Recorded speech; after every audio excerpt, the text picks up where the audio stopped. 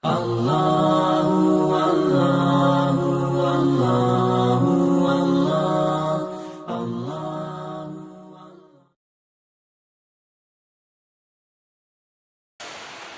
Bismillahirrahmanirrahim.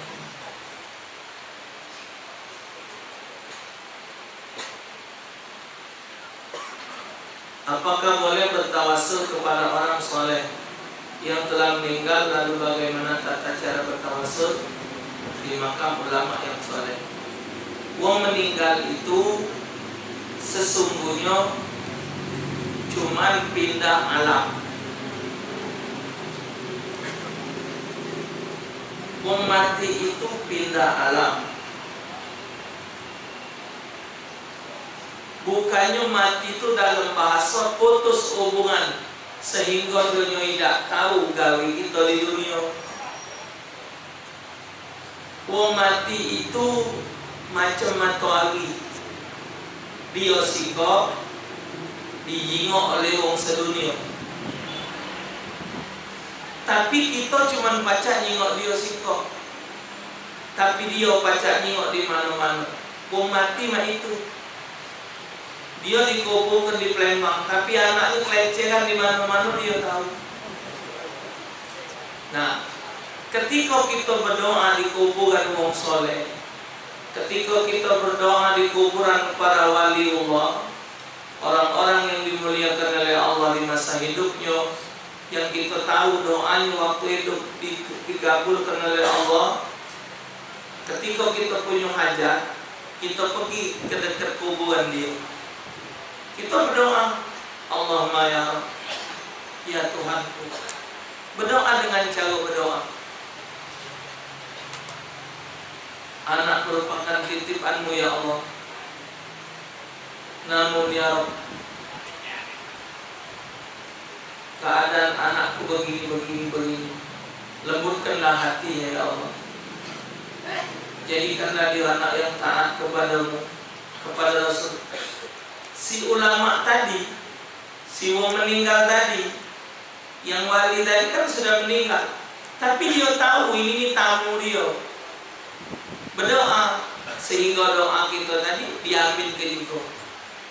Tapi kalau kita ngomong boyot,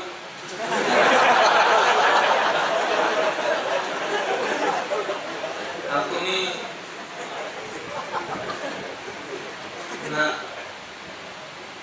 ada hajat nak nikah, jadi aku nih nak malai sianu binti sianu. Adalah tahu pernah berbuyut.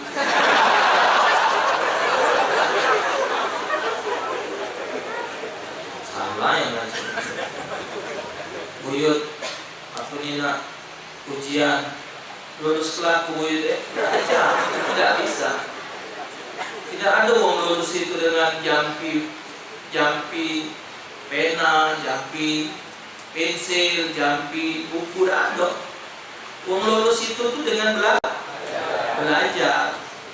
Cuman kita berdoa waktu belajar tuh, selesai belajar supaya pelajaran kita lekat, ambil banyu putih, baca surah Al-Insyirah, Alam nashrah laka sadrak, baca 3 kali, minum banyunya, insya Allah yang kita hafal itu tidak hilang lagi. Nah yang itu sebelum belajar baca salawat yang tadi, Madin wa ali kamala nihayat ali kamalika wa adada kamali, itu untuk supaya cerdas, kuat ingatan, kuat hafalan. Yang itu benar.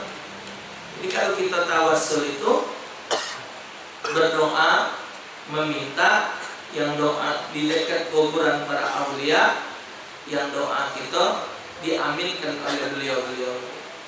Mati itu bukan hilang, saudara. Bukan mati itu kita hilang, tidak. Bahkan kita mati itu berpindah dari alam ke alam berikutnya. Kita ini kan alam arwah, alam kandungan, alam dunia, alam kubur, alam barzakh, alam akhirat. Alam barzakh ini adalah pintu pertama alam akhirat.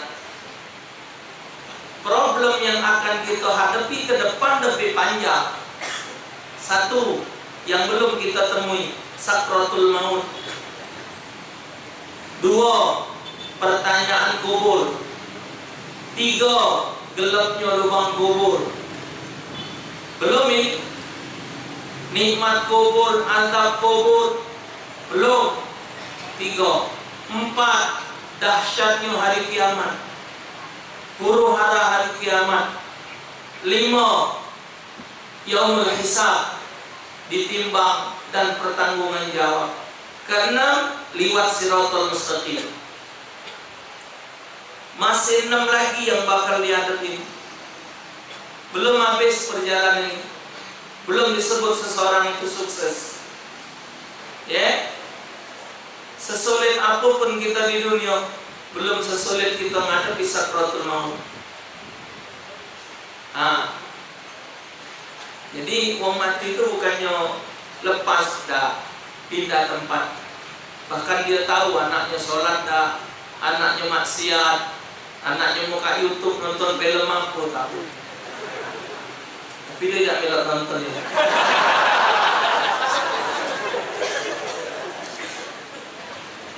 Jika imam sholat lupa bacaan surahnya, lalu makmum mengingatkan, akan tetapi imam tidak memperbaiki surah, tapi justru mengganti surahnya dengan yang lain, tidak apa-apa. Karena dia masih tidak nyambung sambungannya, diubah yang lain.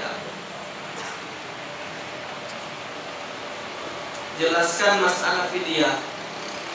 Tahun 2017 saya hamil anak pertama, dan saya ikut puasa 1 minggu.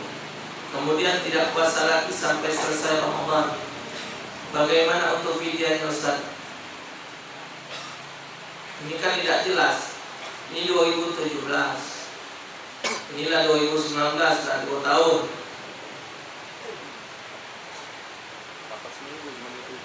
Iya, yang ditanya ini apa? Iya, wong yang dalam keadaan nifas. Ini dia tidak puasa nih, saya hamil anak pertama. Wong hamil itu tetap wajib puasa, dan dia tidak bayar fidyah. Wong hamil tetap wajib puasa. Yang tidak wajib puasa itu wong nifas dan men.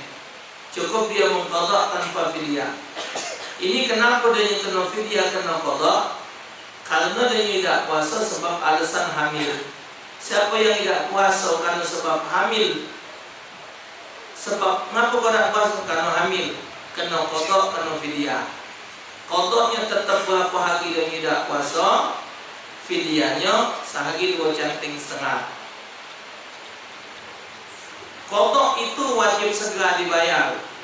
Apabila qadha puasa mayalnya lambat 1 tahun, 1 hari lambat 1 tahun, wajib kena denda 2 canting setengah. Ya, sehari lambat setahun. Jadi kalau 10 hari tidak puasa lambat setahun, berarti 25 canting. Tuh. Mertua saya mendatangkan seorang ustadz untuk membaca aura, dan ustadz itu berkata bahwa aura suami saya gelap dan diruqyahnya, dan harus mengganti nama menjadi Nur. Apakah dibenarkan dalam Islam seperti hal ini? Kalau ganti nama yang lebih baik, tak apa-apa. Kalau kita nama tidak bagus, kita ganti nama yang lebih bagus, hukum sunnah. Okay.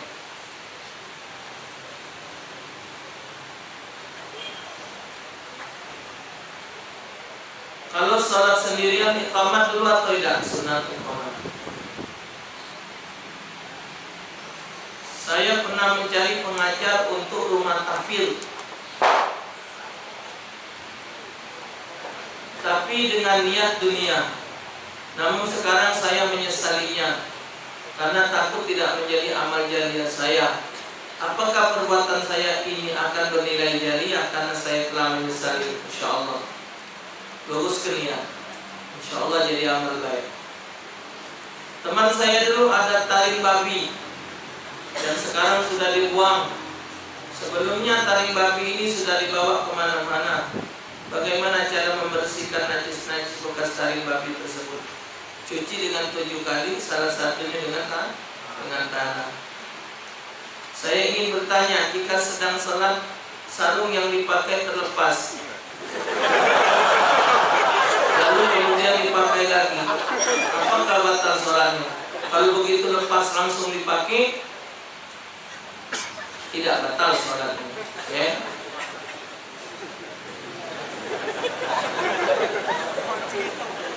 Tentu kalau kita nak sholat, siaplah kalau kainnya diikat dengan kuat. Pengen bertanya, salah tak kalau bela mama dan menurut mama saya dan menyuruh mama saya bercerai dengan bapak karena bapak sering kasar atau KDRT sampai luka di wajah. Terus kualat tak aku tidak nganggap dia bapak aku lagi. Tidak boleh. Kau tidak nganggap dia sebagai bapak, kau dewek lahir dari mana? Satu. Jadi kalau memang bapaknya galak mukul, galak marah, dengan sampai menciderai mamanya, berbuat zalim, di buku nikah itu kan ada. Kalau sampai melukai istri dan istri tidak senang, pajak nuntut ke pengadilan. Pajak tak dulu didandani. Selagi pajak didandani ya didandani. Kalau pajak didandani ya tidak salah. Apakah saya tidak sopan karena setiap tamu wanita yang datang bertamu saya tidak persilakan masuk karena saya laki-laki sendirian di dalam rumah? Tidak salah. Kalau memang Anda sendirian di rumah, laki-laki yang datang wanita memang sepantasnya tidak diterima. Insya Allah Subhanahu wa Ta'ala Allah meridhai kita. Babu menang. Amin ya rabbal alamin.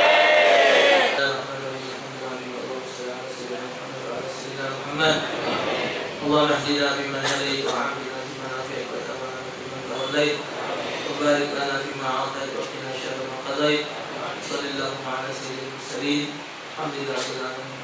السلام عليكم ورحمه الله وبركاته.